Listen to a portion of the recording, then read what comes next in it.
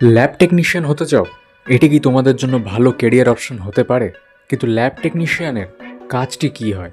তুমি কখনো ডাক্তার দেখাতে গেলে ডাক্তার যখন তোমাকে সুগার টেস্ট, ব্লাড টেস্ট বা কোনো ধরনের টেস্ট করতে দেয়, তখন তুমি কোনো না কোনো নার্সিংহোম বা ডায়াগনস্টিক সেন্টারে গেলে সেখানে ল্যাব টেকনিশিয়ান তোমার ব্লাড স্যাম্পেল নিয়ে বিভিন্ন টেস্ট করে, তোমার শারীরিক কন্ডিশন কী আছে তার সঠিক রিপোর্ট দেয়, যার ফলে ডাক্তার তোমার ঠিক চিকিৎসা করতে পারে।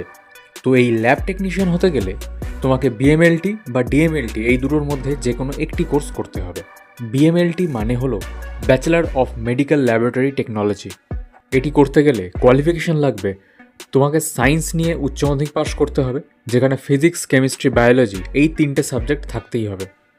এই কোর্স করতে সময় লাগে 3 বছর এবং এখানে তোমাকে pathology, microbiology, haematology, biochemistry, practical lab work এই সবগুলো পড়ানো এবং শেখানো হবে। এবার কলকাতা বা তার আশেপাশে গভর্নমেন্ট, প্রাইভেট অনেক ইনস্টিটিউটই আছে যেখানে এই বিএমএলটি কোর্সটা তোমরা করতে পারবে।